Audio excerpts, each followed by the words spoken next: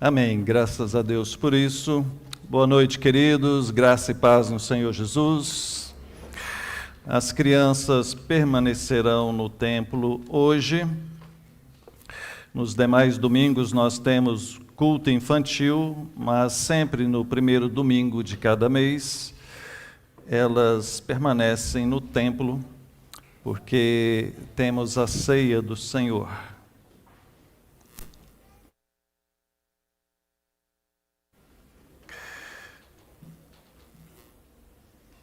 Você pode abrir sua Bíblia, por favor, em 1 Coríntios.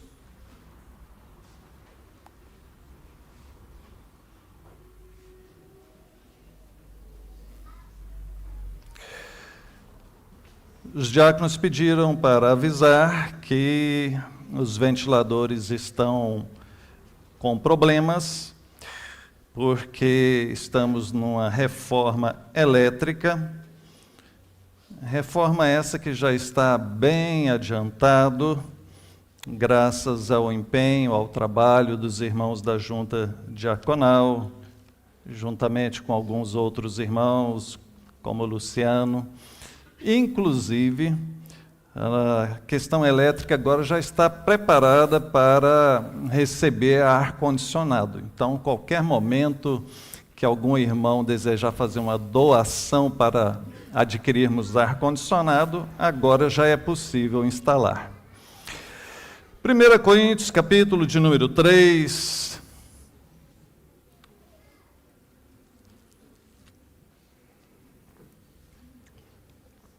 Estarei lendo apenas o verso 9 para facilitar, mas você permaneça com sua Bíblia aberta. Nos diz assim o verso 9: Porque de Deus somos cooperadores, lavoura de Deus, edifício de Deus sois vós. Vamos ler todos juntos? Porque de Deus somos cooperadores, lavoura de Deus, edifício de Deus sois vós. Amém. Lemos na versão revista e atualizada, que é a versão oficial, a tradução oficial que utilizamos aqui na Filadélfia. Este mês é mês de missões, mês de agosto, nós celebramos, observamos no calendário presbiteriano como sendo mês de missões, até porque é o mês que celebramos o aniversário da nossa denominação, da Igreja Presbiteriana do Brasil, fruto de visão missionária, fruto daqueles que saíram de outros países para vir até o nosso pregar o Evangelho. E dentro dessa questão eu gostaria de usar esse texto para falar a respeito de pastores. Pastor é algo que nós vamos encontrar em toda a igreja. É difícil você achar uma igreja sem pastor. Tem igreja sem pastores? Tem, no início dos seus trabalhos, mas assim que possível, elas têm ali os seus pastores. Homens que são chamados por Deus, escolhidos por Deus para conduzir aquela igreja em questão. E nós estamos nesse momento de uma transição pastoral. 8 anos que eu estou aqui como pastor e agora estou saindo. E a igreja já está nesse processo de escolher quem será o próximo pastor. E eu gostaria de meditar nesse texto junto com os irmãos. O apóstolo Paulo, ele vem falando a respeito disso. Se você voltar aí no capítulo 1, ele diz aqui, no verso de número 10, rogo-vos, irmãos, pelo nome de nosso Senhor Jesus Cristo, que faleis todos a mesma coisa, e que não haja entre vós divisões, antes sejais inteiramente unidos, na mesma disposição mental e no mesmo parecer. Pois a vosso respeito, meus irmãos, fui informado pelos da casa de Cloe de que há contendas entre vós. Refiro-me ao fato de cada um de vós dizer: eu sou de Paulo, e eu de Apolo, e eu de Cefas, e eu de Cristo. Então, era este o problema um dos problemas que levou o apóstolo Paulo a escrever para eles. Na verdade, as duas cartas que o apóstolo Paulo escreve à igreja de Corinto vai tratar de vários problemas que havia ali. Entre eles, este é um, de que havia no meio daquela igreja grupos que estavam divergindo de outros por causa da preferência a respeito dos seus pastores. O apóstolo Paulo foi o primeiro pastor ali, depois dele veio Apolo, Pedro também passou por ali, e então cada um tinha a sua preferência. Não, Paulo é o melhor, não, Apolo é o melhor, não, é Pedro, é Cefas, né? Cefas é Pedro. E outros falavam, não é nenhum deles, nós somos de Cristo.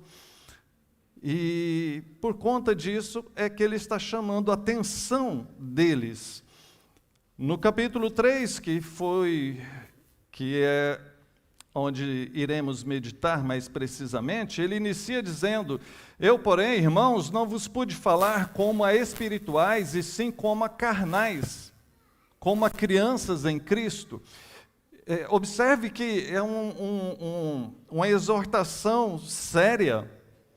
Ele está dizendo que aqueles irmãos estavam agindo como pessoas carnais, como crianças em Cristo, ou seja, como novos convertidos que ainda não tinham entendido o significado de igreja, o significado do Evangelho.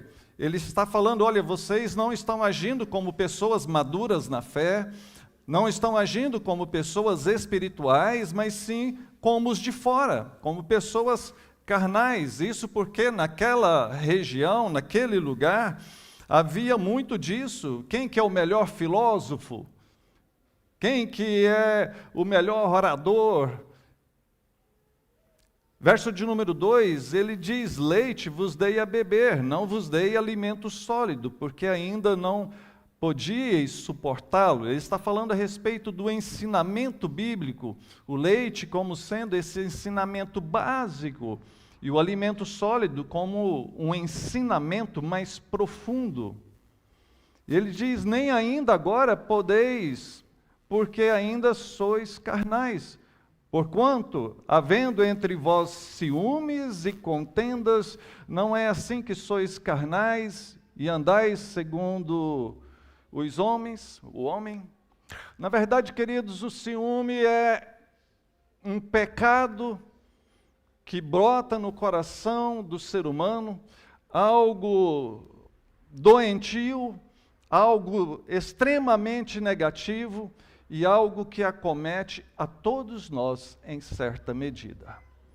Sentimos ciúmes das pessoas que nós amamos quando nos sentimos ameaçados.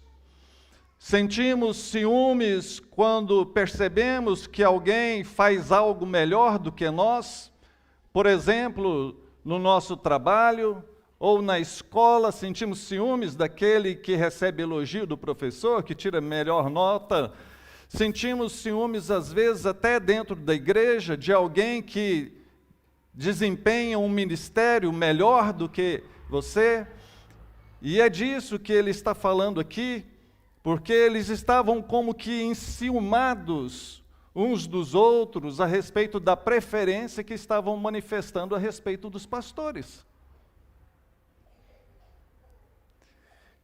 Ele prossegue então dizendo, verso de número 4, quando, pois, alguém digo, eu sou de Paulo, e outro, eu sou de Apolo, não é evidente que andais segundo os homens? Havia uma prova cabal ali para ele, o apóstolo Paulo, de que eles realmente não estavam entendendo bem o que era a igreja, o que era o evangelho, por conta dessa atitude deles. Verso de número 5, ele diz o seguinte: quem que é Apolo? Quem que é Paulo? Na verdade, são apenas servos por meio de quem vocês vieram a crer. E isto, ele acrescenta, foi conforme o Senhor concedeu a cada um, queridos. Na verdade, é o Senhor que é o dono da igreja, é o Senhor quem levanta pastores, é o Senhor quem levanta líderes, é o Senhor o dono da igreja, é Cristo Jesus quem morreu na cruz, e é Ele quem pagou o preço por cada um de nós. Todos nós somos servos do Senhor. Esta igreja, ao longo de toda a sua existência, já teve vários pastores. Estive fazendo ali uma pesquisa sobre isso. Lá no início, com o reverendo Nicanor, que ficou 8 anos aqui. Depois, o reverendo Roberto Marcos, 7 anos. Reverendo Clemilton, 3 anos. Reverendo Jonatas, 13 anos. Reverendo Jefferson, 10 anos. E agora eu, 8 anos. Cada um teve a sua importância. E talvez você que já esteja aqui há mais tempo, nessa hora pode estar fazendo algumas ponderações. Poxa, bom era o pastor tal. Não, aquele pastor eu não gostei daquele. Se você, nesse breve momento, de quando eu comecei a falar sobre isso, você já trouxe isso à sua memória, será que você não está agindo como aqueles irmãos lá da igreja de Corinto? Em começar a ter preferências? Eu ouço isso, às vezes as pessoas me procuram, depois de uma pregação, depois de um estudo bíblico, e falam, olha, eu gosto de ouvir você. Poxa, eu fico lisonjeado com isso, fico agradecido, sou grato a Deus, mas não deixo isso me envaidecer, porque é o Senhor quem me chamou e é o Senhor quem me capacitou para isso, queridos. E todos nós, todos esses pastores que já passaram aqui pela história da Filadélfia, deram a sua contribuição. Todos eles tinham pontos fortes e todos eles tinham pontos fracos. Não existe pastor perfeito, mas todos eles estavam a serviço do Senhor. Todos eram servos do Senhor. E conforme Deus concedeu a cada um deles. Na verdade, nós pastores entendemos que Deus nos chama com uma missão. E vocês que estão do outro lado, como igreja, precisam nos ver como servos do Senhor que vieram para esta igreja como uma missão, com uma missão específica. Viemos aqui não para viver para sempre aqui, não para fazer daqui a nossa igreja para sempre, mas viemos aqui para cumprir aquilo que Deus nos mandou. Deus chama, capacita, envia, sustenta e Deus também direciona. Porque há muita obra do Senhor. A seara é grande, os trabalhadores são poucos. E o Senhor vai direcionando aqueles que se dispõem para que a sua obra possa ser sustentada, possa ser atendida em todos os lugares aonde Ele deseja. Verso de número 6, o apóstolo Paulo, diz, olha, eu plantei. Por quê? Porque ele foi o primeiro ali, foi ele quem chegou naquele lugar, naquela cidade. Ali não havia ainda um grupo de discípulos, não havia uma igreja, ele inicia a pregação, começa ali algumas pessoas a converterem, e então ele inicia ali uma igreja. Tem agora já alguns convertidos. Então ele fez esse trabalho de plantação. Na sequência diz que Apolo regou, ou seja, ele foi o segundo pastor, ele deu continuidade, ele alimentou aquela igreja. A palavra de Deus como sendo o alimento, como sendo a água que alivia a sede daquele que tem o desejo de conhecer do Senhor. Reverendo Jeremias, da 8ª Igreja de Belo Horizonte, falou algo muito interessante há um bom tempo atrás, falando a respeito de pastores.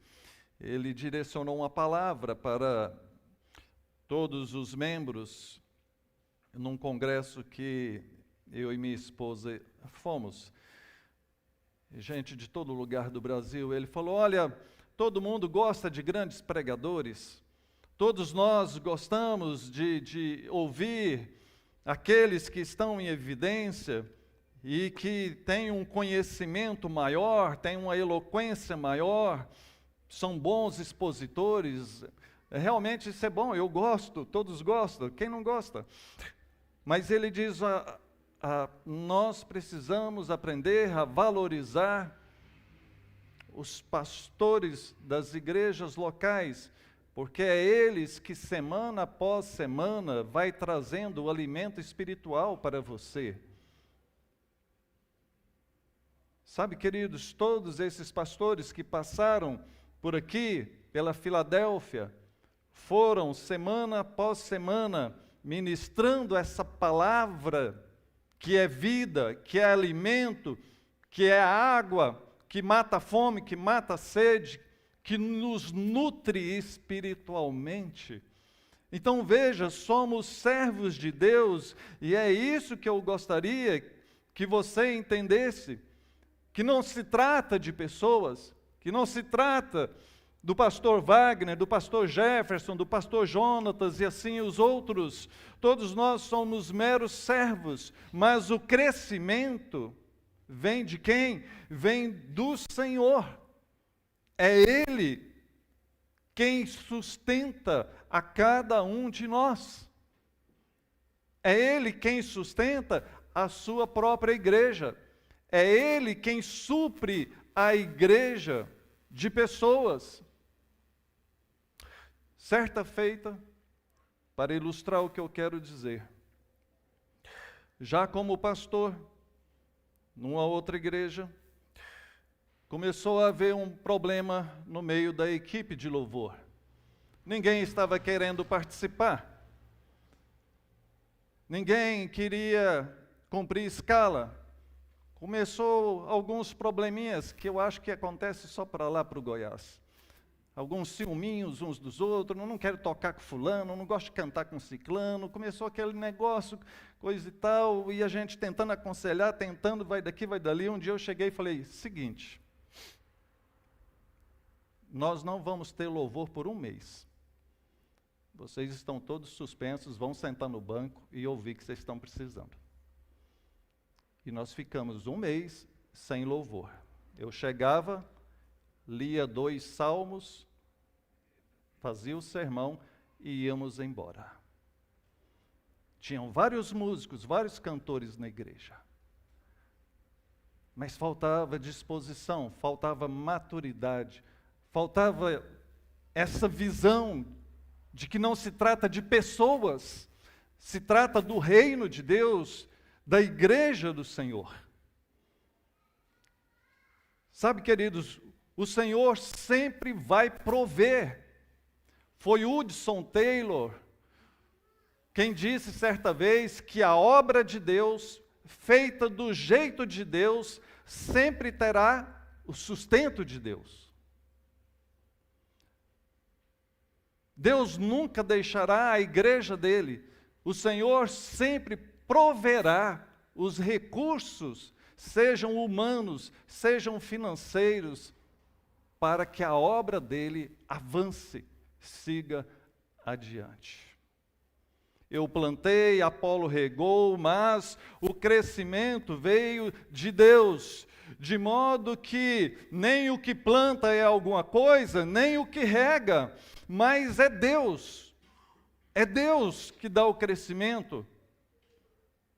Se todos nós somos servos, e se todos nós fomos capacitados por Deus, e se todos nós fomos enviados por Deus aqui, aonde está o nosso mérito? Se há algum mérito, seria apenas no ato de obedecê-lo. Porque, na verdade, toda honra e toda glória deve ser dada somente a Ele, e nós precisamos corrigir a nossa visão nesse sentido. De não colocar as nossas preferências em pessoas. Não crie preferências. Ah, bom é o pastor tal, bom é o presbítero tal, bom é o cantor tal, é o instrumentista tal, o diácono e assim por diante. Não, bom é o Senhor.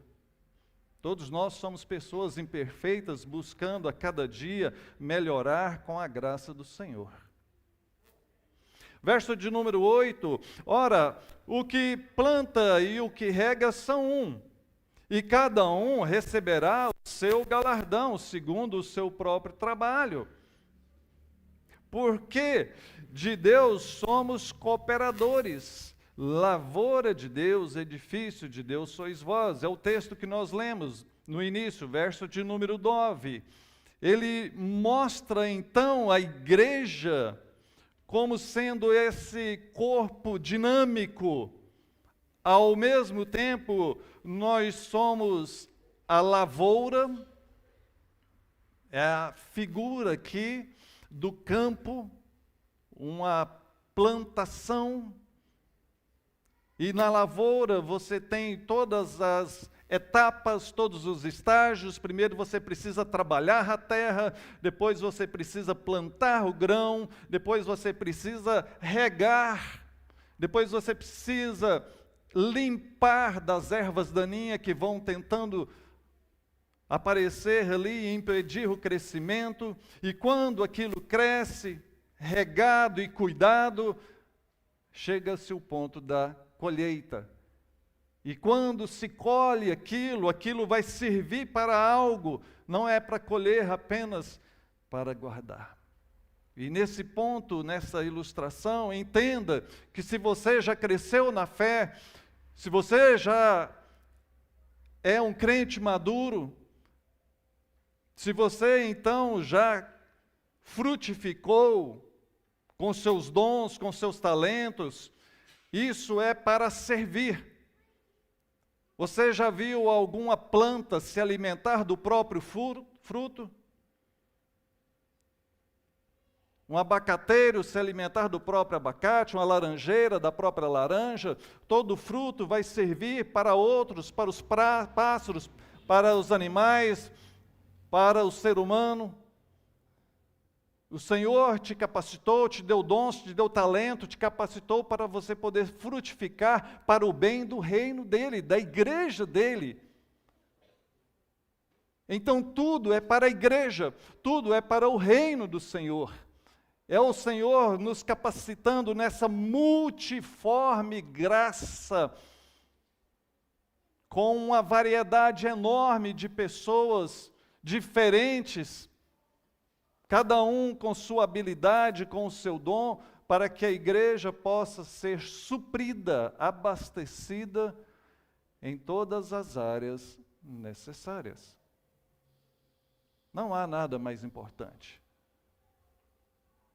O pastor não é mais importante do que o presbítero mais importante que o diácono, e esses mais importantes do que os professores, e aquele não.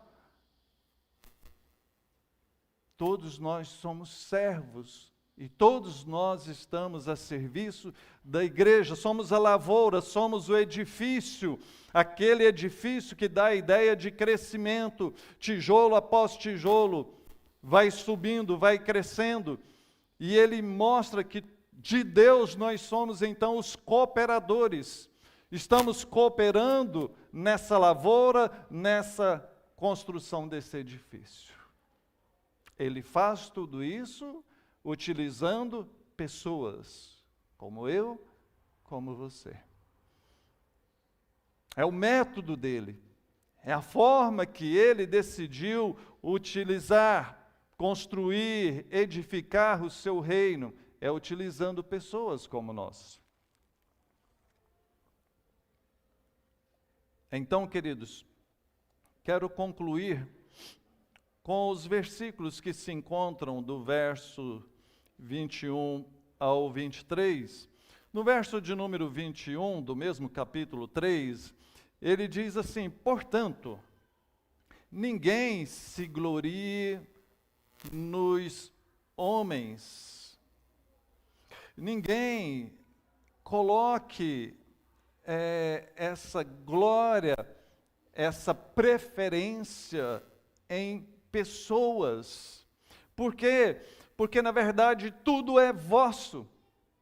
Seja Paulo, seja Apolo, seja Cefas, seja o próprio mundo, tudo que existe no mundo, seja a vida, seja a morte, sejam coisas presentes, sejam futuras, tudo é vosso. Tudo Deus fez para os seus filhos, aqui representados pela igreja na terra. Somos nós, povo de Deus. E então mostra que tudo gira em torno disso.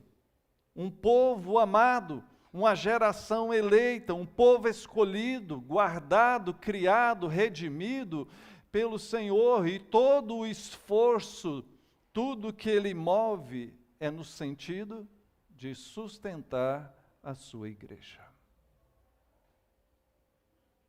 Quando a Bíblia diz que Deus amou de tal maneira que deu seu Filho, Ele deu seu Filho para nós.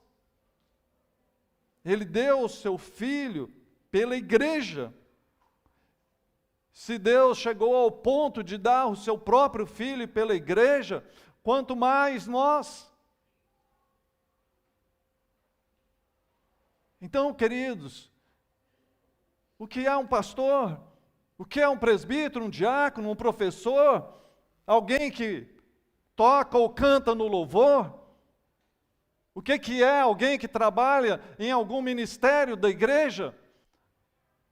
Somos apenas servos a serviço da igreja. Todos nós, pastores, fomos enviados aqui por Deus para abençoar vocês. Agradeçam a Deus por todos os pastores que passaram por aqui. O texto diz: tudo é vosso, e ele repete isso 2 vezes. E ele arremata dizendo: e vós sois de Cristo, e o próprio Cristo é de Deus. Fantástico isso, porque ele mostra que tudo vem de Deus e tudo volta para Deus. Isso porque corremos o risco de nos envaidecer com isso. Poxa, Deus me ama demais. Fez e faz tudo por mim. Mas veja que nós somos de Cristo, pertencemos a Ele. E como observamos há pouco atrás, somos cooperadores. Ao mesmo tempo somos alvo da graça, desse grande amor, desse zelo, desse cuidado dele, mas ao mesmo tempo também nós somos os cooperadores. Somos esses instrumentos dele para o nosso próprio bem, para o bem dos nossos irmãos em Cristo, para o bem do reino do Senhor. Queridos, a igreja atual, e quando eu digo a igreja atual, eu não quero generalizar, claro, não quero generalizar, mas boa parte da igreja evangélica atual não tem mais visão de reino. Não tem mais visão de reino. Não tem visão de missão. Uma visão que se limita apenas à igreja local. Não se abre para enxergar a sociedade, não se abre para enxergar a missão de evangelizar em todos os lugares. Muitas igrejas perderam a visão de reino ao colocar os seus objetivos apenas em pessoas, em ter pessoas, em crescer, em ter números, em ter grandes pessoas participando. Festividades, celebrações, aonde são convidados, aonde comparecem os melhores cantores, os melhores pregadores, palestrantes. De vez em quando isso é bom, mas a igreja que passa a viver de eventos é uma igreja que se perdeu. O objetivo nosso não é fazer eventos, não é fazer entretenimento para um público. Nós não somos um público. Nós somos adoradores, somos discípulos do Senhor. Estamos aqui não para ver ou assistir um culto, estamos aqui realizando juntos um culto. Então, concluindo, queridos, eu agradeço a todos que manifestam palavras de elogios, mas eu gostaria muito que você tivesse essa visão de reino. Essa visão de que Deus, na sua infinita bondade e misericórdia, tem enviado para esta igreja pastores que têm se dedicado por certo tempo aqui. E que vocês possam receber de coração aberto esses próximos que virão aqui visitar, nos 2 próximos finais de semana, teremos pastores aqui visitando. Que vocês recebam de coração aberto. Cuidado para não ficar fazendo preferência. Cuidado para não julgar só pela pregação. Nos diz a Bíblia, quando vamos estudar o que estava acontecendo ali, havia um grupo muito grande ali com a preferência por Apolo, porque Apolo era muito eloquente. E então alguns chegaram ao ponto de dizer, olha, Apolo fala com autoridade, Paulo tem uma palavra fraca. E muitas vezes a gente age da mesma forma. A gente vai analisar se um pastor é bom ou não, dependendo da performance dele à frente da comunidade. Não se julga, não se observa um pastor pelo que ele faz, mas pelo que ele é.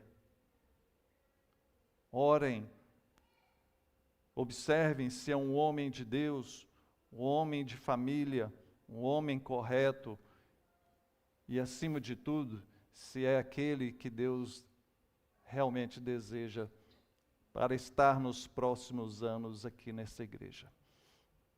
Eu e minha esposa temos orado muito por isso, e estamos com paz no coração, no sentido de saber que Deus estará conduzindo esse processo.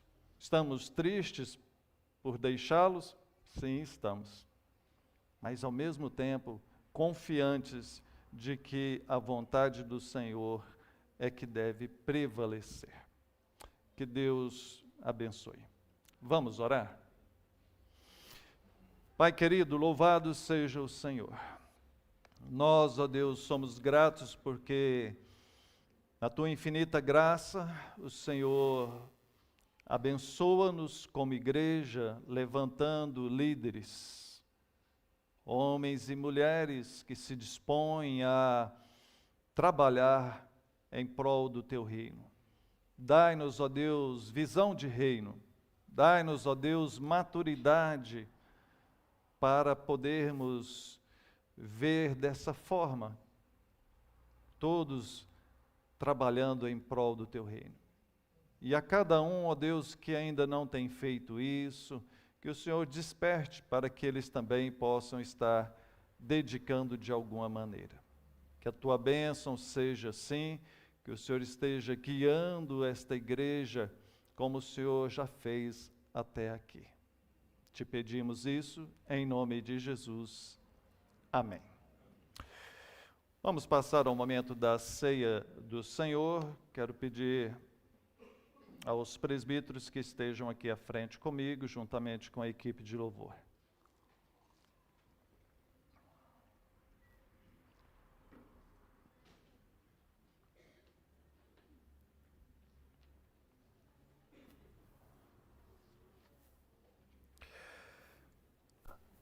Primeira Coríntios, no capítulo 11, já que estamos aqui em 1 Coríntios, você pode só avançar um pouquinho aí no